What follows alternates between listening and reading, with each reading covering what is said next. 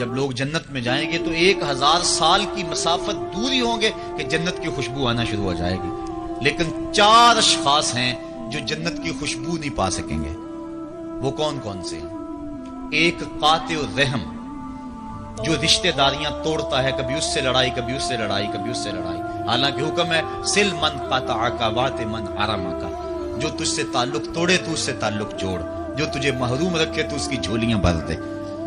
تو جو رشتہ داریوں کو توڑتا ہے، مقدس رشتوں کو پامال کرتا ہے، بلکہ والدین کے حوالے سے یہ بات بھی سن لیں، بعض اوقات والدہ اپنی بہن سے ناراض ہو جاتی ہے، باپ اپنے بھائیوں سے ناراض ہو جاتا ہے، تو اولاد کو کہتا ہے کہ نہ ملنا، اپنے جو ہے وہ چچا تائے سے نہ ملنا، ماں کہتی ہے اپنی خالہ سے نہ ملنا، تو اب کیا حکم ہے، ملیں کہ نہ ملیں؟ تو علماء نے اس پہ گفتگو فرمائی ہے کہ قطع رحمی حرام ہے، اور ماں قطع رحمی کا حکم دے رہی ہے، کہتی ہے، اور بندہ سوچتا ہے، بچہ سوچتا ہے کہ میری خالہ تو میری ماں کے پیچھے، میرے چچا میرے تائے تو میرے باپ کے پیچھے ہیں، جب باپ نہیں ملتا تو میرے کیا لگتے ہیں، جب ماں نہیں ملتی تو خالہ اور ماموں میرے کیا لگتے ہیں؟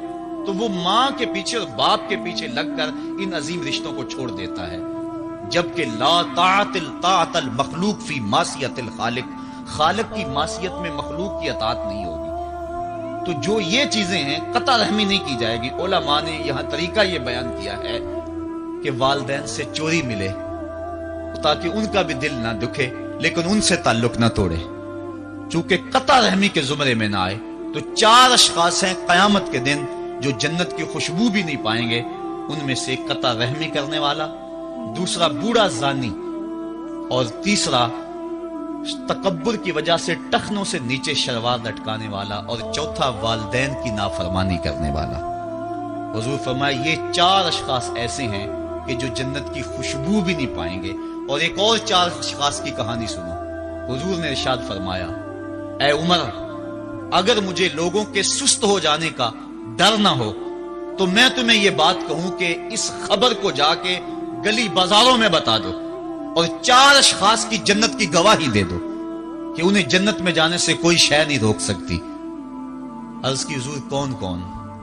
فرمایا ایک وہ عورت جس نے اپنی ساری محبتیں اپنے خامد پہ نچھاور کر دی اور وہ اس حال میں مری کہ اس کا خامد اس پہ راضی تھا، جنت میں جانے سے اس کو کوئی شے نہیں روک سکتی۔ اور دوسرا وہ شخص جس کے بچے زیادہ ہیں، ذرائع آمدنی تھوڑے ہیں، لیکن اس نے اپنے بچوں کے پیٹ میں حرام کا لقمہ نہیں جانے دیا، محنت کرتا رہا، اوور ٹائم لگاتا رہا، مزدوری کرتا رہا اور اپنے بیٹوں کے لیے رزق حلال کی تلاش میں رہا۔ وہ بوڑھی کمر پہ بوریاں اٹھا اٹھا کے کام کرتا تھا اور اپنی کثیر اولاد کی پرورش کے لیے اس نے محنتیں بلی کی اور ان کو حرام کا لقمہ نہیں کھلایا۔ فرمایا قیامت کے دن اس کو بھی جنت میں جانے سے کوئی شے رکاوٹ نہیں پیدا کر سکتی۔ اور تیسرا حضور نے فرمایا وہ شخص کہ جو اپنے والدین کے ساتھ حسن سلوک کرے اور اس کے والدین اس پہ خوش ہوں، اس پہ راضی ہو جائیں۔ اور چوتھا وہ شخص کہ جس نے ایسی سچی توبہ کی کہ گناہوں کی طرف پلٹنا اس کے لیے اتنا مشکل تھا، جس طرح جانور کے تھن سے نکلا ہوا دودھ واپس نہیں جا سکتا، وہ گناہوں کی دنیا میں دوبارہ نہیں جا سکتا۔ تو یہ فرمایا یہ 4 شخص ایسے ہیں، عمر اگر اس بات کا ڈر نہ ہو کہ لوگ سست پڑ جائیں گے تو ان 4 اشخاص کے بارے میں شہادت دے دو کہ یہ دنیا پہ چلتے پھرتے جنتی۔ تو ماں باپ کی خدمت کرنے والا، ماں باپ کو راضی رکھنے والا یقیناً اللہ کی نعمتوں کا حقدار ہے۔ وہ بدبخت ہیں بیٹے جو ماں باپ کو راضی نہیں رکھتے۔ اللہ کے حبیب صلی اللہ علیہ وسلم کی خدمت میں ایک شخص حاضر ہوا اور اس نے اذن جہاد طلب کیا، حضور میں جہاد پہ جانا چاہتا ہوں، مجھے اجازت مرحمت فرمائے۔ حضور نے فرمایا احیٌ والدا کا، کیا تیرے والدین زندہ ہیں؟ کالا نعم، عرض کی ہاں حضور میرے والدین زندہ ہیں۔ کالا ففیہما فجاہد، کہا جا ان کی خدمت کر، یہی تیرا جہاد ہے۔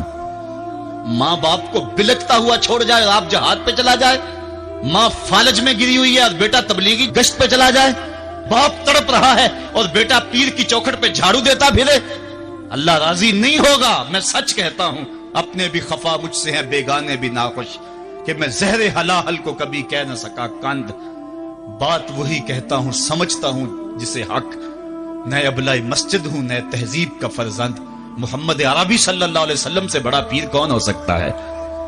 لیکن حضرت وہ ویسے کرنی نہیں آ رہے۔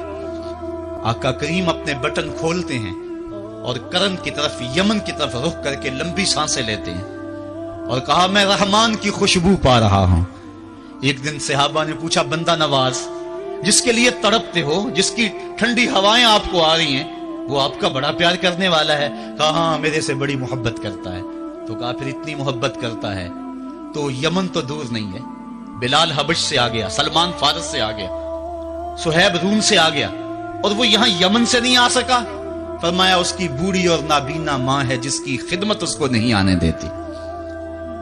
اللہ اکبر۔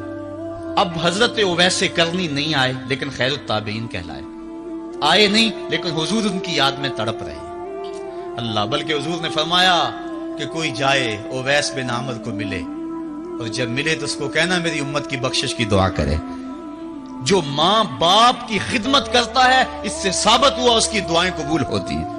میں نے ایک روایت میں پڑھا ہے کہ جو آدمی روزانہ اپنے والدین کے لیے دعا کرے، والدین زندہ ہوں تب بھی، والدین فوت ہو گئے ہوں تب بھی، یہ عادت بنا لے، روزانہ ماں باپ کے لیے دعا کرے، ساری زندگی اس کے رزق میں بے برکتی نہیں آئے گی، اللہ اس کو رزق کی فراوانی عطا کر دے گا۔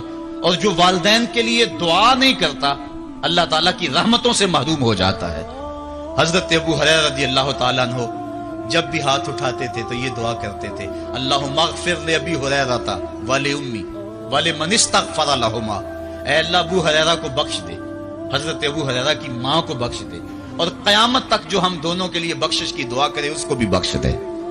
حضرت امام محمد بن سیرین ایک بزرگ ہوئے تابعی، جب بھی دعا کرتے تھے یہ دعا ضرور کرتے تھے، اے اللہ ابو ہریرہ کی بخشش کر دے۔ کسی نے کہا کہ تمہیں ابو ہریرہ رضی اللہ تعالیٰ عنہ ان کی ماں سے بڑی ہمدردی ہے؟ کہا ان سے جو ہمدردی ہونی ہے وہ تو ہونی ہے۔ انہوں نے کہا ہوا ہے اللہ ابو ہریرہ اور ان کی ماں کو بخش دے، جو ان کے لیے دعا کرے اس کو بھی بخش دے۔ تو میں دعا کر کے اپنی بخشش پکی کر رہا ہوں۔ تو والدین کے لیے دعا کرنا اللہ کی رحمت کو دعوت دینا ہے۔ تو فرمایا کہ جاؤ اویس بن عامر کو جانا اور جا کے اس کو میری امت کے لیے دعا کا کہنا۔ حضرت سیدنا عمر فاروق حضرت علی المرتضیٰ گئے، جا کے ڈھونڈا، تلاش کیا، اویس بن عامر ملے، حضور کا سلام کہا، بس پھوٹ پھوٹ کے رونے لگے۔ کہا بتاؤ میرے رسول کے لبوں پہ میرا نام کیسے آیا تھا؟ حضور میرا جب تذکرہ کرتے تھے کیسے کرتے تھے؟ یہ درد دیکھا تو بولے کہ کیا آپ اتنی محبت رکھتے ہیں تو پھر ملنے کیوں نہیں آئے حضور کو؟ اتنا جو پیار رکھتے ہیں تو زیارت کرنے کیوں نہیں آئے؟ تو حضرت اویس کرنی نے بات کے رخ کو بدلا، کہا تم نے میرے رسول کو دیکھا؟ تم نے میرے رسول کی زیارت کی ہے؟ کہا ہاں ہم تو صبح و شام وہاں رہے ہیں۔ کہا پھر بتاؤ حضور کے یہ ابرو جڑے ہوئے تھے یا کھلے ہوئے تھے؟ اب دونوں حیران ہو گئے۔ کہا تم نے تو دیکھا، میں نے تو دیکھا نہیں، تم بتاؤ نا، پھر میں تو گیا نہیں، مجھے کہتے ہو گیا نہیں، تم بتاؤ حضور کے ابرو جڑے ہوئے تھے یا کھلے ہوئے تھے؟ حیران ہیں۔ کہا حضور آپ ہی بتلائیے۔ کہا کوئی دور سے دیکھتا تو جڑے ہوئے نظر آتے، قریب آ کے دیکھتا تو کھلے ہوئے نظر آتے۔ یہ وہ ہے جو ماں کی خدمت کرتا رہا اور حضور کے دربار میں حاضر نہیں ہو سکا، لیکن حاضری اس کی تھی، وہ جہاں بھی تھا وہ نبی کے قرب میں تھا۔ تو اس لیے ماں باپ کی خدمت اتنا بڑا وظیفہ ہے۔ حضرت بایزید بستامی کہتے ہیں میں نے حق معاف کروا لی اپنی ماں سے، کہ ماں تیرے حق ادا کروں یا اللہ کے حق ادا کروں؟ تو مجھے اپنے حق معاف کر دے، میں اللہ سے اپنے حق معاف کروا لیتا ہوں، اپنی اللہ کو راضی کر دیتا ہوں۔ جنگلوں میں گھومتے رہے، 12 سال بیت گئے، ایک دن دوبارہ آئے، بستام کی سمت سے گزرے، خیال آیا چلو ماں کو سلام کر جاؤں۔ تہجد کا وقت تھا، رات کا وقت تھا، دروازے پہ کھڑے رہ گئے کہ میری ماں سوئی ہوگی، میں نے کبھی کوئی خدمت نہیں کی ماں کی، تو اب اٹھا کے تکلیف کیوں دوں؟ ساری رات کھڑے رہے۔ جب تہجد کا وقت گزرا تو نالی سے پانی آیا، سمجھ گئے کہ میری ماں تہجد کے لیے اٹھی ہے، دروازے کے قریب ہو گئے تو ماں نے ہاتھ اٹھا لیے، کہا اللہ میرا بیٹا بایزید تیری طلب میں نکلا ہوا ہے، میں نے اسے اپنے حق معاف کر دیے، تو اس کو اپنا وصال عطا کر دے۔ حضرت بایزید دروازہ کھٹکھٹانے لگے اور ماں کے قدموں میں لپٹ گئے اور رو کے کہنے لگے جس رب کو میں جنگلوں میں تلاش کرتا ہوں وہ تو رب میری ماں کے پاس ہے۔ تو ماں کی دعاؤں میں اللہ کی رضا ہے، ماں راضی ہو جائے تو سمجھ لو خدا راضی ہے، اللہ تعالیٰ جل شانہ نے ارشاد فرمایا وَقَضَىٰ رَبُّكَ أَلَّا تَعْبُدُوا إِلَّا إِيَّاهُ، تیرے رب نے یہ طے کر دیا ہے کہ اس کے علاوہ کسی کی پوجا نہیں کرو گے، وَبِالْوَالِدَيْنِ إِحْسَانًا، اور والدین کے ساتھ اس نے سلوک سے پیش آؤ گے، اِمَّا يَبْلُغَنَّ عِندَكَ الْكِبَرَ أَحَدُهُمَا أَوْ كِلَاهُمَا فَلَا تَقُل لَّهُمَا أُفٍّ وَلَا تَنْهَرْهُمَا، اگر تیرے پاس دو یا دونوں میں سے ایک بڑھاپے کو پہنچ جائیں تو پھر ان کے سامنے تو نے اف بھی نہیں کہنا اور نہ ان کو جھڑکنا ہے اور ان سے نرم لہجے میں بات کرنی ہے۔ جب ماں باپ جوان ہوں، بچوں کی ضروریات پوری کر رہے ہیں، ان کے تعلیمی اخراجات اور ان کے معاشی سارے معاملات درست کر رہے ہوں، تو اس وقت تو والدین کی بچے تعظیم کرتے ہی ہیں۔ امتحان اس وقت شروع ہوتا ہے جب ماں باپ بوڑھے ہو جاتے ہیں اور چلنے پھرنے کی سخت بھی نہیں رہتی، صرف سانس کی ایک ڈوری لٹکی رہتی ہے، اور جس طرح بچہ اپنے بدن سے مکھی بھی نہیں اڑا سکتا تھا، اب یہ حالت ماں باپ پر آ گئی اور بچے کی طرح مزاج چڑچڑا ہو گیا۔ زمانے کے حالات بدل گئے، لیکن ماں باپ کی وہ پرانی روش ہے، وہ اسی انداز میں اسی ڈگر میں بات کرتا ہے۔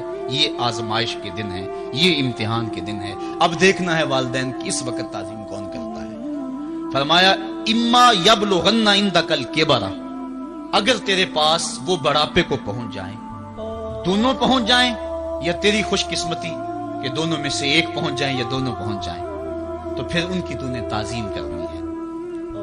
کیا کیسے تعظیم کرنی ہے؟ فلا تقل لہما اف، تو نے ان کو اف بھی نہیں کہنا۔ حضرت امام فخر الدین رازی کے حوالے سے میں آج ہی صبح یا گزشتہ شب اف کی تشریحات دیکھ رہا تھا، انہوں نے 12-13 اقوال بیان کیے ہیں، لیکن 2 قول فرماتے ہیں۔ اف یہ ہے کہ انسان کے بدن کے اوپر جو شفاف رہتا ہو، صاف رہتا ہو، مٹی پڑ جائے، ریت کا ذرہ پڑ جائے تو اس کو پھونک مار کے اس کو ہٹاتا ہے، تو وہ پھونک سے جو آواز پیدا ہوتی ہے اس کو عربی میں اف کہتے ہیں۔ تو پھر اف ہر اس چیز کے لیے منقول ہو گیا جو ناپسندیدہ ہے۔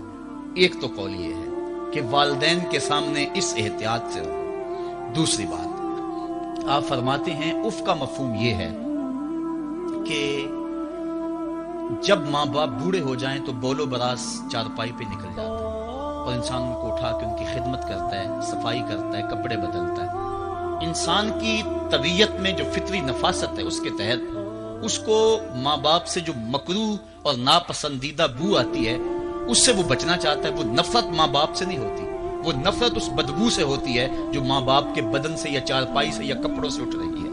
تو بندہ اپنے جو ہے وہ ناک پہ کپڑا رکھ لیتا ہے اس بدبو سے بچنے کے لیے۔ تو اف کے مفہوم کو بیان کرتے ہوئے حضرت امام رازی کہتے ہیں کہ انسان کو اس بات سے بھی روکا گیا ہے کہ تو اپنے ناک پہ کپڑا رکھ کے اگر ان کو صفائی کر رہا ہوگا تو ماں باپ کے نازک